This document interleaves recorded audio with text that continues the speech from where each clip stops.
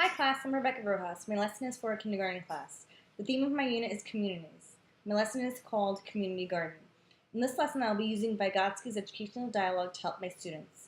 Educational dialogue consists of questions that guide conversations, thinking, and unfolds the students' knowledge. Cordova and Leong said that this dialogue can involve written and drawn representations as well as speech. In both kinds of dialogue, the teacher has a goal in mind and uses questions to guide the students toward that goal. It is not a free-flowing discussion, but a teacher-guided journey of discovery, they said. The central focus of my lesson is that students will be learning about how communities come together to build gardens to benefit their environment. The learning objectives for my lesson are that students will be able to distinguish between an informational text and a fictional text. Students will be able to write, draw, or dictate the things that a plant needs to grow. Students will be able to write, draw, and dictate the parts of plants, and students will be able to understand that communities work together for a common goal. Prior to this lesson, the students have learned about the community work of the farmer. They'll need to know that the farmer plants seeds in the ground, waters them, helps them grow, and also harvests them. In this lesson, they will be learning about how members of the community plant in order to better benefit their community. They'll be learning that people in the community come together to help each other by growing vegetables and sharing them, as well as flowers to beautify the community. The students have been working on self-evaluating their work also, and they will be doing a self-evaluation rubric at the end of the lesson. The teacher will begin the lesson by inviting students to the meeting area. The other class will be revisiting the book Inch by Inch, The Garden Song by David Mallet.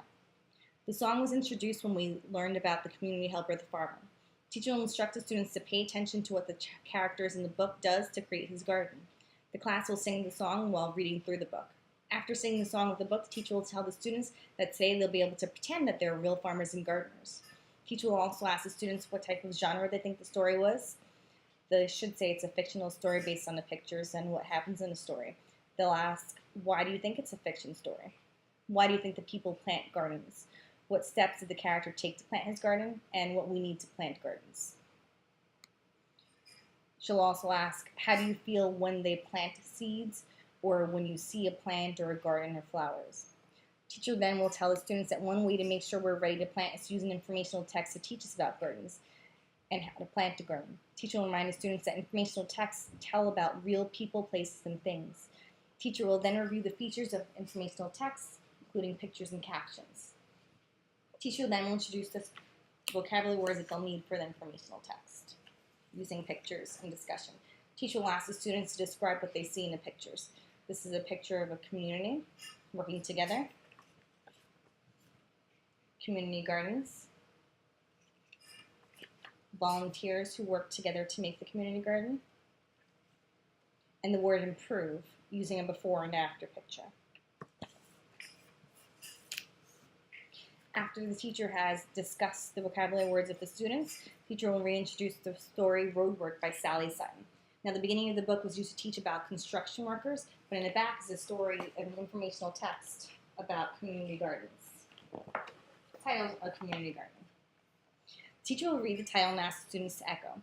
Then a teacher will ask the students what they think the story will be about. The teacher will give the students a chance to make predictions based on the pictures in the title.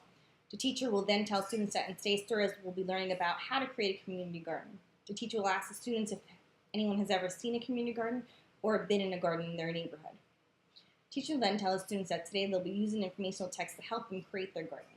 The teacher will then read the story to the students while asking questions during and after the story. Some of the questions the teacher may ask are, who creates the community garden in the story? What steps did they take to plant the garden? How did they create the garden? Why do you think they created this garden? How did they feel while they created the garden? And do you think the community garden would help benefit a community, and why?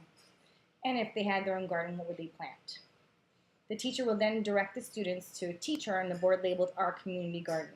The teacher will ask the students what materials they need to plant and what steps they need to take. Here's a model of what it would look like afterwards. In the beginning it would be blank, but with the students' answers, the teacher would draw in and write the words for each one, such as materials needed, seed, soil, water, steps, digging holes, planting the seeds, covering the seed, etc. And this will be up so the students can look at it while they're doing their work. Afterwards, the teacher will ask the students to turn and talk to their partner about how a community garden can help the community. The teacher will ask the students to share their sentences and ideas with the class. The teacher will model writing the sentences on a writing paper using capital letters to begin the sentence and punctuation to end the sentence. Teacher reminds students that when they're writing their sentences, they can use the word wall, the teacher on board, and they can stand out unknown words with help from their group or revisit the text, which will be made available to them. Here are the papers that the students can use. The first one has very few lines that are dotted. It also may include a dotted name, dotted words for the student when they dictate to the teacher what they want to write. This is for students who are very low-level workers right now. The next one is for a medium worker, I guess. This one will just have larger spaces, dotted lines for students who are still working on their penmanship. And the last one will have more lines, less space, so they'll be able to fit more information and details in. After the teacher shows the papers to the class and goes through the instructions, the teacher will ask a few students to repeat the instructions to the group to check that all the students know what to do. The teacher will then send the students off to their writing groups. The teacher will instruct the writing monitors to hand out the writing bins, and the students will go back to their seats and begin to draw and write about how a garden can help the community. The teacher will then begin with group 1 in the Science Center. The Science Center will need the soil, pots, the water, everything involved, so the students can begin to start planting.